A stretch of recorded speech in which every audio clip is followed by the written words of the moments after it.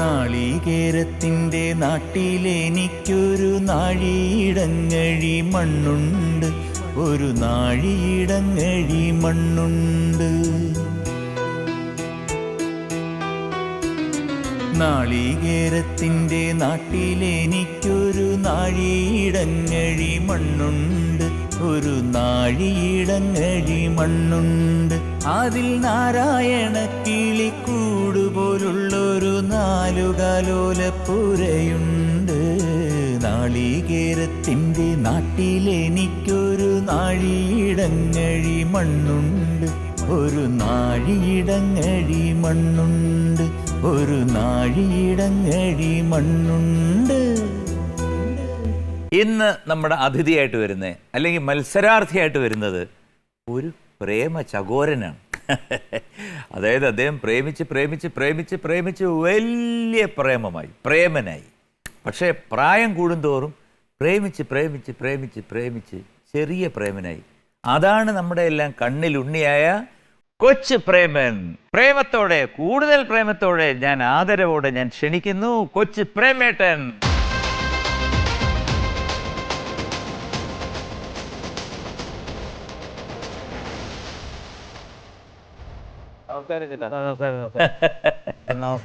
നിർവാഹമുള്ളൂ. അല്ല, എത്ര നാളായി കണ്ടിട്ട്? അത് ഒരുപാട് ചേട്ടനിപ്പോൾ ഏതാണ് പുതിയ വർക്കുകളൊക്കെ ചെയ്തുകൊണ്ടിരിക്കുന്നത്? മോഹൻലാലിൻ്റെ ഒരു പടമാണ് ആറാട്ട് എന്ന് പറഞ്ഞ പടം. ബി ഉണ്ണികൃഷ്ണൻ.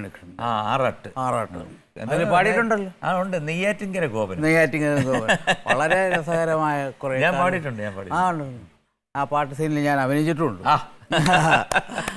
എനിക്ക് പാടായിരുന്നു, പക്ഷെ റിലീസ് ആകാത്തതുകൊണ്ട് പാടാൻ പറ്റത്തില്ല. പക്ഷെ എനിക്ക് വളരെ പ്രതീക്ഷയുള്ള ഒരു പാട്ടാണ് അത്. നമ്മുടെ അദ്ദേഹമാണ് എഴുതിയിരിക്കുന്നത്, ഹരിനാരായണൻ. അതിൻ്റെ സംഗീതം നിർവഹിച്ചിരിക്കുന്ന രാഹുൽ രാജാണ്. ഉണ്ണികൃഷ്ണൻ എന്നെ വിളിച്ചിരുന്നു, ബി ഉണ്ണികൃഷ്ണൻ വളരെ രസകരമായിട്ട് ആ പാട്ട് സീൻ എടുത്തിട്ടുണ്ട്. പടവും വളരെ രസമാണ്. കണ്ടാലേ മനസ്സിലാവുള്ളൂ. അത്ര നമുക്ക് പഴയ കാലത്തുള്ള ഒരു മോഹൻലാലിനെ നമുക്ക് ഈ പടത്തിൽ അതാണ് വേണ്ടത്. നമുക്ക് എല്ലാവർക്കും ചേർന്ന് കഴിയും. എന്തായാലും വന്നതിൽ ഒരുപാട് സന്തോഷം. നമുക്ക് തുടങ്ങാം. അപ്പോൾ ഇത് 3 സെഗ്മെന്റാണ് ചേട്ടാ. ഒന്ന് കേറി വാടാ മക്കളെ, അതിനകത്ത് 5 ചോദ്യമുണ്ട്. നമ്മുടെ സിനിമയുടെ ഡയലോഗാണല്ലേ? അതെ, കേറി വാടാ. അതെ. അപ്പൊ അതിനകത്ത് 5 ചോദ്യം. പിന്നെ സവാരി ഗിരിഗിരി, അത് സിനിമയിലുള്ളൊരു വേർഡാണ്. അതിൽ 4 ചോദ്യം. പിന്നെ ലാസ്റ്റില് രാജമാണിക്യം, അതിലൊരു ചോദ്യം.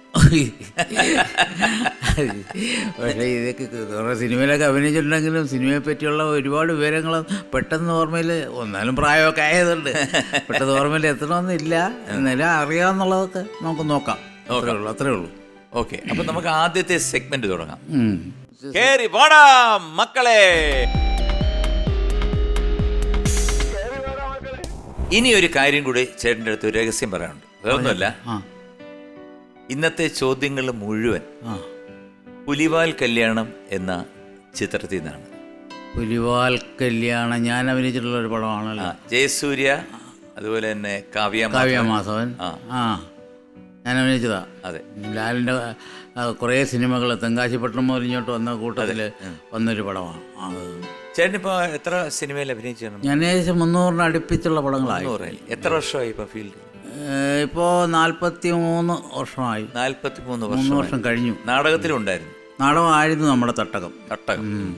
അവിടെ നിന്നാണ് എൻ്റെ കുടുംബമായിട്ടും നാടകം. അതിൻ്റെ അമ്മയുടെ അച്ഛൻ ഒരു വലിയ നാടകക്കാരനായിരുന്നു. വലിയ നടന്മാരെ വെച്ച് സ്വന്തമായിട്ട് നാടക സമിതി നടത്തിക്കൊണ്ടിരുന്നു. പിന്നെ അതിനേക്കാൾ വലിയ ഒരു സംഗീത കുടുംബമാണ് എൻ്റെ അമ്മ. ആളിൻ്റെ റേഡിയോയിലൊക്കെ കച്ചേരി നടത്തിയിട്ടുള്ള ആളാണ്. എൻ്റെ അച്ഛൻ ഒരു സ്കൂൾ ഹെഡ് മാസ്റ്ററും അധ്യാപകനും ആസ്ട്രോളജിസ്റ്റും ഒക്കെയാണ്. അപ്പോൾ അങ്ങനെ വന്നപ്പോൾ സംഗീതമാണ് നമ്മുടെ പ്രാധാന്യം. പക്ഷെ ഞാനൊഴിച്ച് എൻ്റെ വീട്ടിലെല്ലാവരും നല്ല പാട്ടുകാരാണ്. അതെനിക്ക് മനസ്സിലാവുന്നില്ല. അതാണ് എനിക്ക് മനസ്സിലാവാത്ത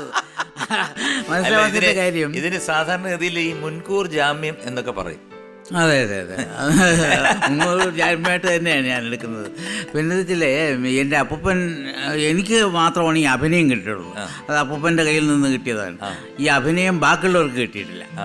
അപ്പോൾ കുടുംബത്തിൽ ഒരാളെങ്കിലും ആ രീതിക്ക് പോകണമെന്ന് വിചാരിക്കായിരിക്കും എനിക്ക് ആ ഒരു സിദ്ധി എനിക്ക് കിട്ടിയത്.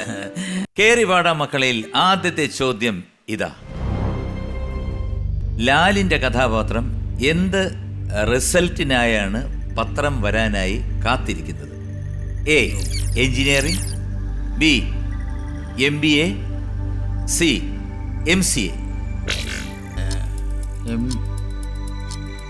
അങ്ങോട്ടെ എഞ്ചിനീയറിംഗ് എഞ്ചിനീയറിംഗ്. എ എഞ്ചിനീയറിംഗ് ഞാൻ എടുത്തിട്ട് പൂട്ടി വരിഞ്ഞ് മുറുക്കിയോട് വെച്ചിരിക്കുകയാണ്.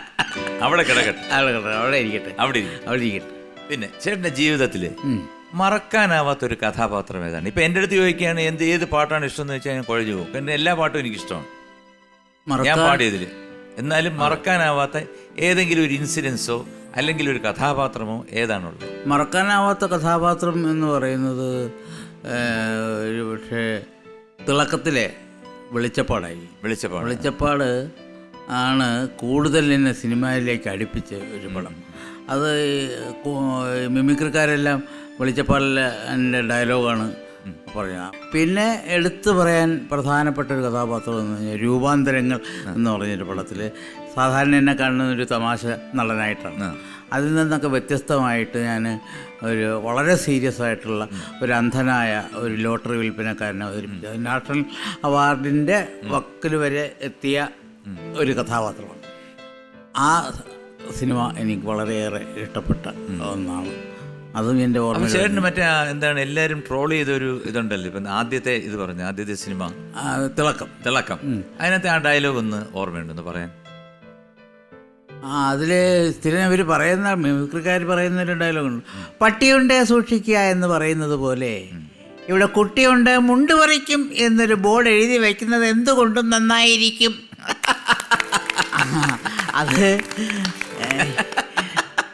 അത് അന്നത്തെ കാലത്ത് ഈ ശബ്ദം ഇങ്ങനെ ഒരു ചില്ലിൽ വോയിസ് അന്ന് എല്ലാവർക്കും ഇഷ്ടപ്പെട്ട.